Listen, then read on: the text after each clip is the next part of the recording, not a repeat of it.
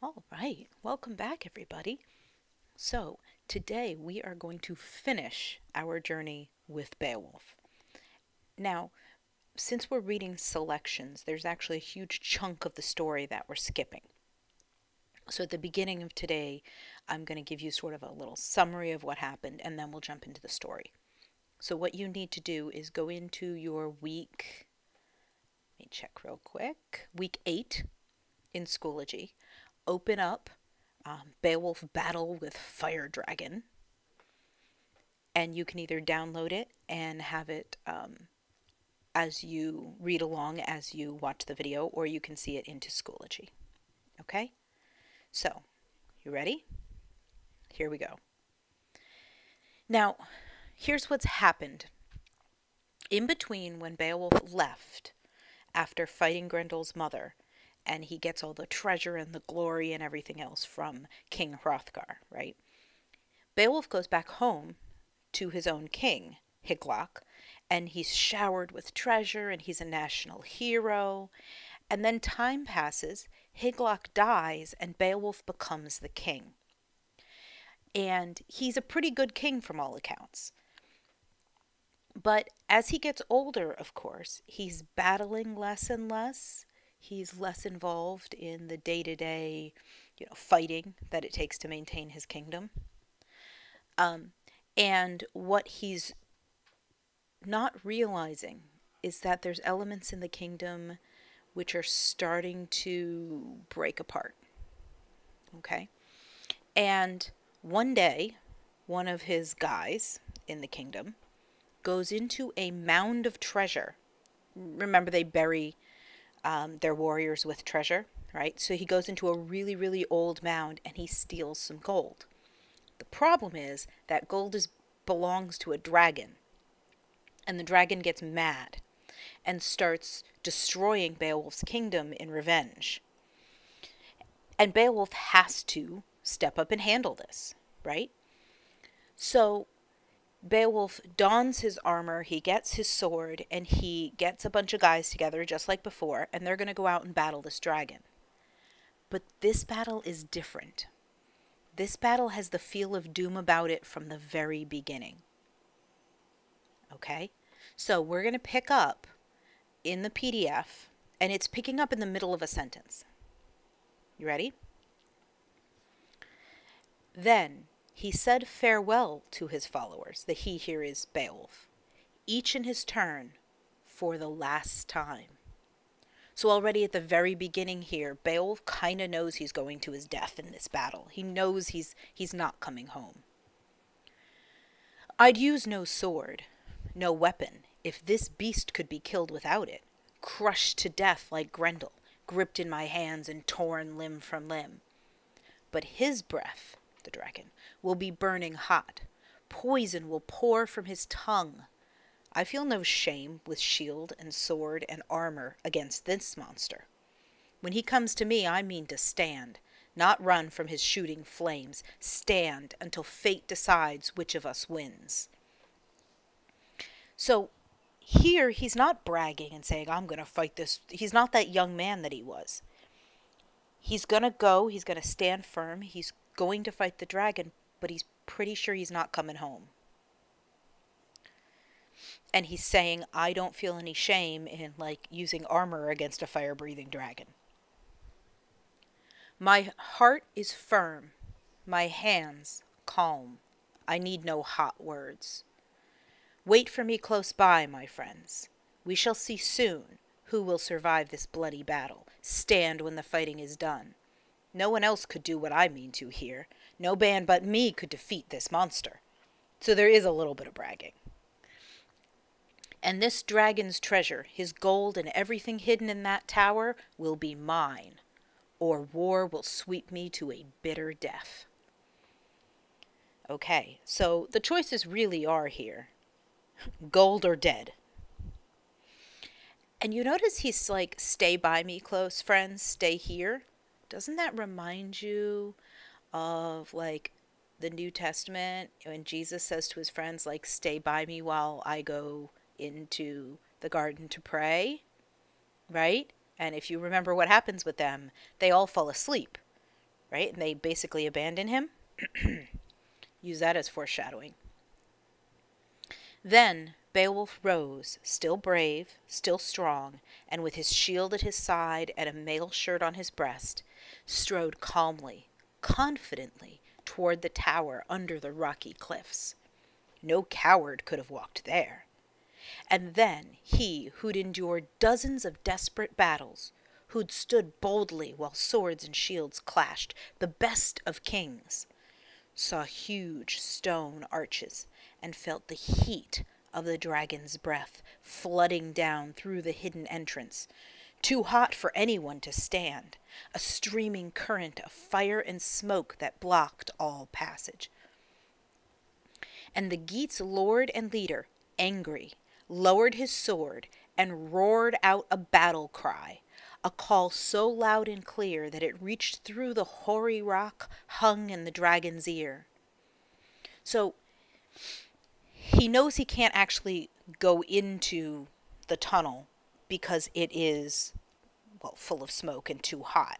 So he pulls out his sword and he just lets out this huge battle cry. And the dragon hears it and recognizes another warrior, recognizes a threat, and is going to come out to fight. The beast rose, angry, knowing a man had come, and that nothing but war could have followed. Its breath came first, a steaming cloud pouring from the stone, then the earth itself shook. This monster isn't just like a monster like Grendel, which was basically, a big powerful guy. This monster is elemental. He's shaking the very ground. He's polluting the air. He's got fire. He's all the elements put together. Beowulf swung his shield into place, held it in front of him, facing the entrance. The dragon coiled and uncoiled, its heart urging it into battle. Beowulf's ancient sword was waiting, unsheathed. So he's got it right there. So he's got his shield and his sword. His sharp, gleaming blade. The beast came closer. Both of them were ready, each set on slaughter. The Geats' great prince stood firm, unmoving, prepared behind his high shield, waiting in his shining armor. The monster came quickly toward him, pouring out fire and smoke, hurrying to its fate. Okay, so remember back in week 3 when we talked about those continuing themes, and fate was one of those themes? We have a huge amount of fate in this. And in your notes, when you do your notes, the description of the enemy, we've got some great descriptions here. Right? Okay, and here we're going to have this fierce battle. And isn't one of the qualities of an epic a fierce battle and a worthy opponent? Yes? Okay, here we go. So here comes the monster. Flames beat at the iron shield. Oh, imagine how hot it would be holding a shield that's iron as flames hit it. And for a time, it held, protected Beowulf as he'd planned. Then it began to melt. And for the first time in his life, that famous prince fought with fate against him, with glory denied him. He knew it, but he raised his sword and struck at the dragon's scaly hide. The ancient blade broke, bit into the monster's skin, drew blood, but cracked and failed him before it went deep enough, helped him less than he needed. Okay, his sword broke, and his shield is literally melting. Poor Beowulf, this is not his day. You can see how the idea of fate being against him, everything going wrong, is really being played up here. Right? Our guy is in the most desperate position he's ever been in, and he's way, way outclassed by this dragon. The dragon leaped with pain, thrashed and beat at him, spouting monstrous flames, spreading them everywhere, and the Geats' ring-giver did not boast of glorious victories in other wars. His weapon had failed him, deserted him now when he needed it most. That excellent sword, Edgethrow's famous son, stared at death. Unwilling to leave this world, to exchange it for a dwelling in some distant place, a journey into darkness that all men must make, as death ends their few brief hours on earth. So he is literally staring at the dragon, knowing this means his death, and he's not willing to accept it yet. Quickly, the dragon came at him, encouraged as Beowulf fell back. Its breath flared, and he suffered. Wrapped around in swirling flames. Oh, isn't there a good image? You can just picture in your mind, there's Beowulf, broken sword, melted shield, flames everywhere around him. And what do they do with their kings, right? When they die, they put them in a funeral pyre and set them on fire, don't they? Could this be foreshadowing? Flames. A king before, but now a beaten warrior. Ooh.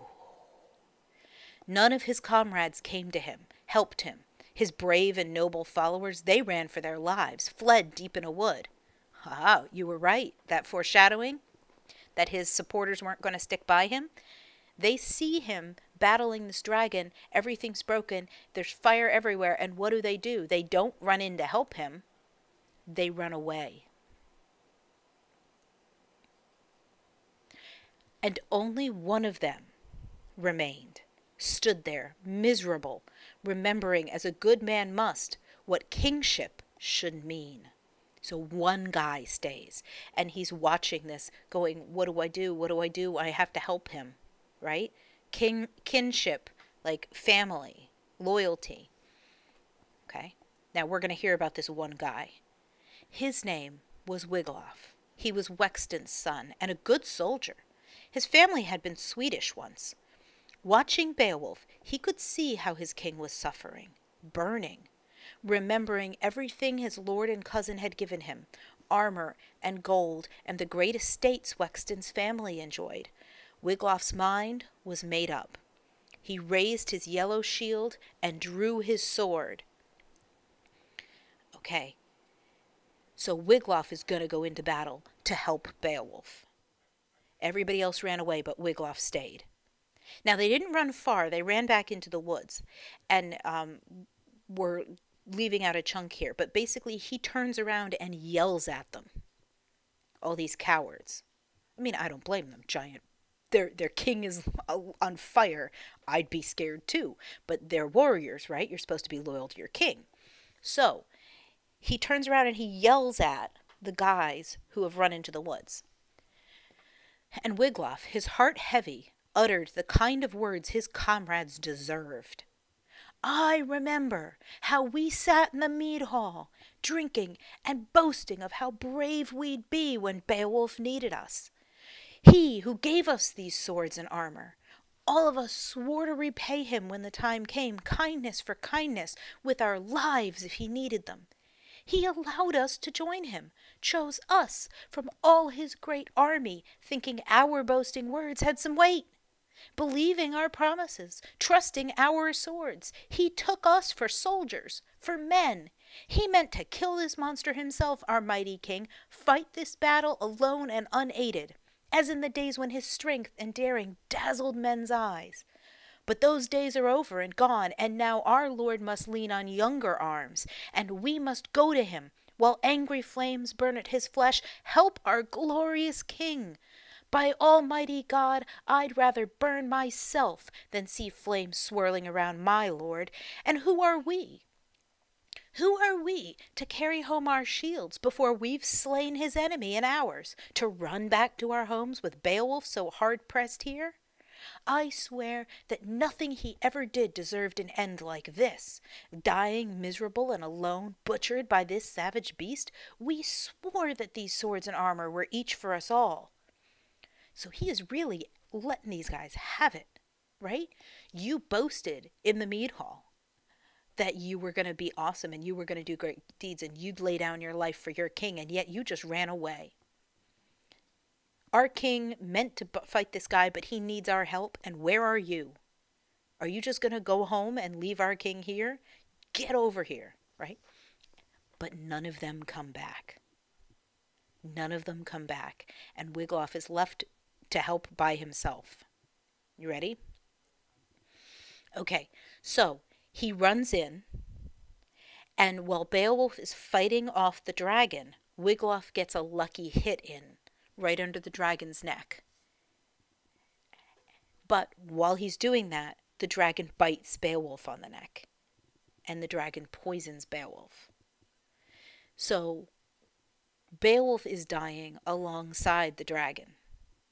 Both great, great dangerous characters are dying together. Now, Beowulf asks Wigloff to do him one last thing. And Wigloff's like, whatever, I'll do whatever. What do you need? And Beowulf asks him to run into the castle, pick out some of the greatest treasure, and bring it to him so he could see what he'd been fighting for, what he died for, basically. And remember, this doesn't make a lot of sense unless you remember that the key thing about being a king was being a ring giver, right? That kings earn their loyalty of their people by giving them stuff. So in order to secure his kingdom, he's now won all this treasure that's going to help secure his kingdom for the next king. So it's not just, ooh, pretty shiny. It's, is my kingdom secure? As I die, am I leaving my kingdom secure? That's what this is about, okay? So jump down to 791 here. Then Wigloff went back, anxious to return while Beowulf was alive, to bring him treasure they'd won together. He ran, hoping his wounded king, weak and dying, had not left the world too soon. Then he brought their treasure to Beowulf, and found his famous king bloody, gasping for breath. But Wigloff sprinkled water over his lord, until the words deep in his breast broke through and were heard. Beholding the treasure, he spoke, haltingly. So this is Beowulf looking at this treasure that he died for. For this gold, these jewels, I thank our Father in heaven, ruler of the earth, for all of this that his grace has given me, allowed me to bring to my people while breath still came to my lips. I sold my life for this treasure, and I sold it well. Okay, remember though, when we talk about elements of English literature or Anglo-Saxon literature, the idea of feudal systems and that the king has to give gold to secure his kingdom, that's what's going on here, okay? Take what I leave, Wigloff. Lead my people. Help them. My time is gone. So he's making Wigloff the next king. Wow. Have the brave Geats build me a tomb where the funeral flames have burned me, and build it here on the water's edge, high on this spit of land, so sailors can see this tower and remember my name and call it Beowulf's Tower, and the boats in the darkness and mist crossing the sea will know it. Remember when we read The Seafarer back in week 3, and he talked about how the only thing that lives on after you die is your name and then the deeds that you did and your reputation? We're seeing a reflection of it here, right? Beowulf's like, build a tower and call it Beowulf's Tower so everybody sailing along these cliffs will see it, and make that my tomb. Okay, picking up on 8:17.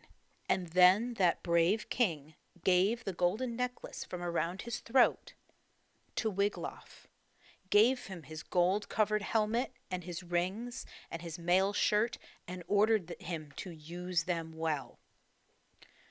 You're the last of our far-flung family. There's some alliteration for you. Fate has swept our race away, taken warriors in their strength and led them to the death that was waiting, and now I follow them. The old man's mouth was silent, spoke no more, had said as much as it could. he would sleep in the fire soon.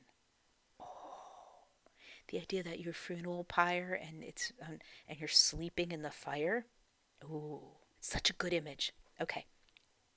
His soul left his flesh, flew to glory. And then 12 of the bravest Geats rode their horses around the tower, telling their sorrow, telling stories of their dead king and his greatness, his glory, praising him for heroic deeds, for a life as noble as his name. So should all men raise up words for their lords, warm with love when their shield and protector leaves his body behind, sends his soul on high. Okay, so their funeral activities for him, as well as making a pyre for his body and setting it on fire, they're riding on their horses, and you can imagine how loud this is, and they're telling about the great stories of Beowulf. Remember, like they did earlier in the story, when he came back from killing Grendel's mother? Okay. And so Beowulf's followers rode, mourning their beloved leader, crying that no better king had ever lived, no prince so mild, no man so open to his people, so deserving of praise. Okay, and that is Beowulf. What do you think? What I want you to do is go into your notes, add to your notes for the last section, and you're going to upload those and submit them. And start thinking about, what do you think of Beowulf as a hero? Does he fit epic heroic characteristics? Maybe go back and look at those notes from week 5. Okay, start thinking these things through, and we will come back with an activity in our next week. Bye, everybody.